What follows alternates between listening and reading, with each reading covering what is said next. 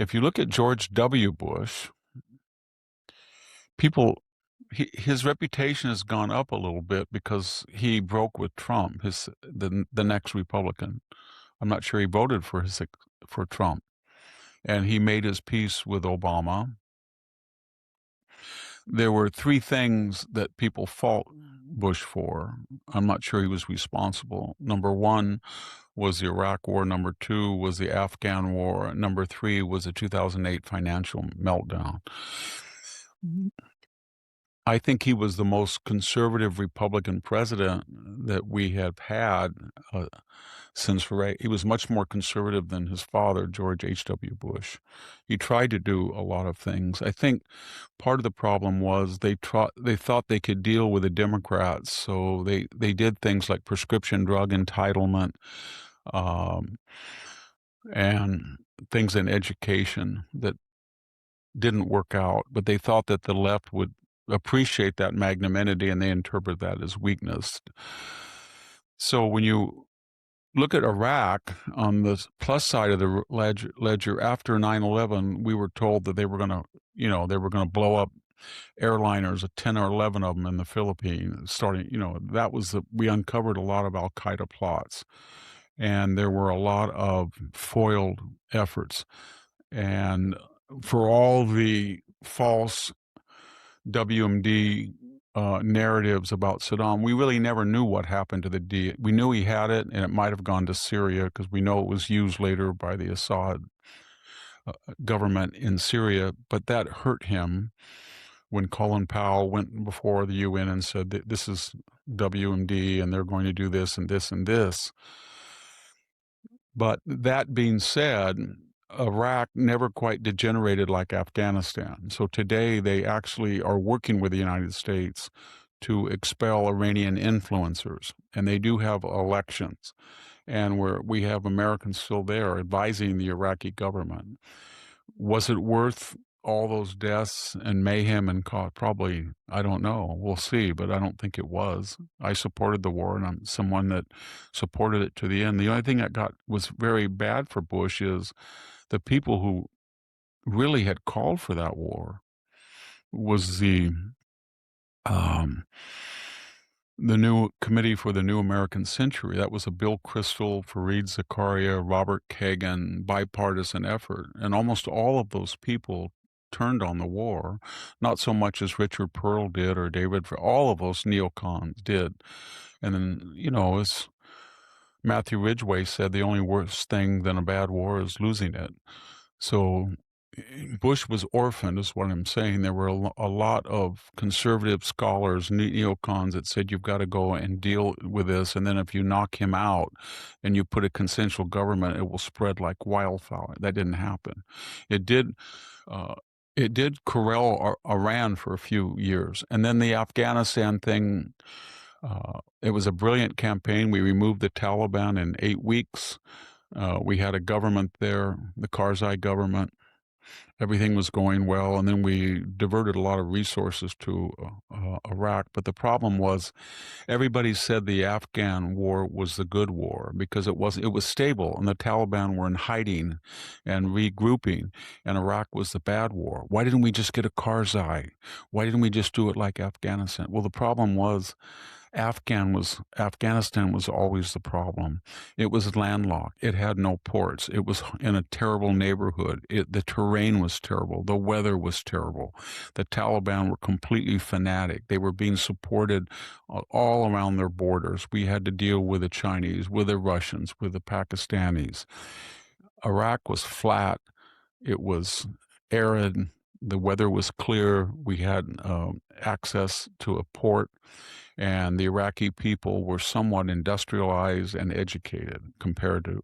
So once people kept saying that Afghanistan was a good war, but when Obama just pulled out all the troops out of Iraq, and then Iraq had a bumpy period, it was stable. When Obama took office, there were fewer people Americans dying in Iraq than the accident rate each week. It was stable. And then he pulled it out and he said that, don't worry, ISIS are JVs. And the ISIS people took over. Then we came back in under Trump and bombed the blank out of them.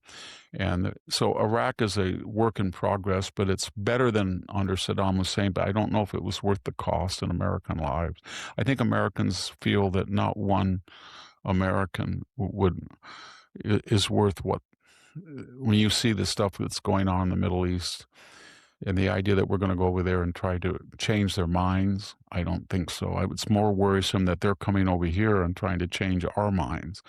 And then very quickly, the financial, that was a Democratic project in Congress, Fannie Mae and Freddie Mac. And You mean the 2008 crash, financial crash? yes.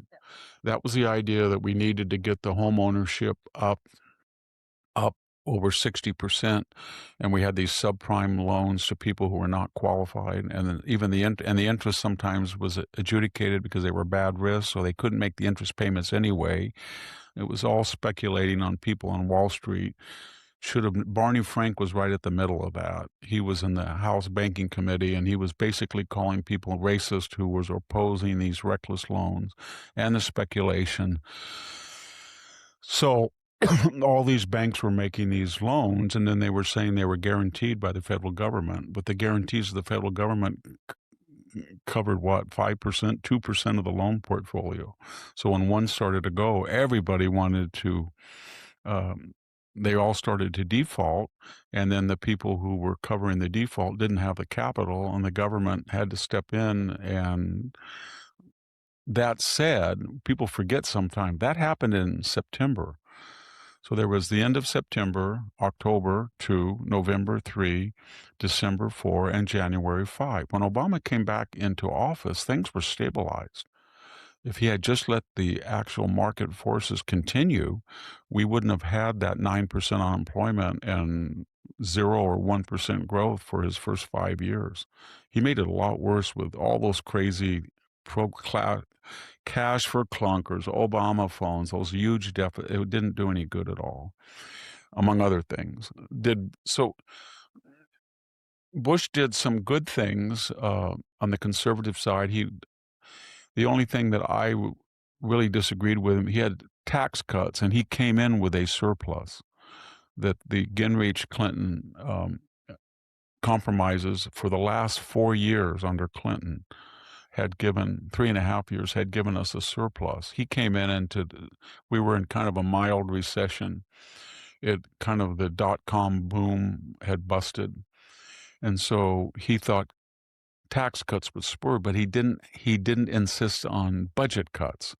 So we started this cycle where we were working to pay off the debt, and he cut taxes, and he actually got some more revenue for a while, and then all the spending, like prescription drug, No Child Left Behind, all these massive programs.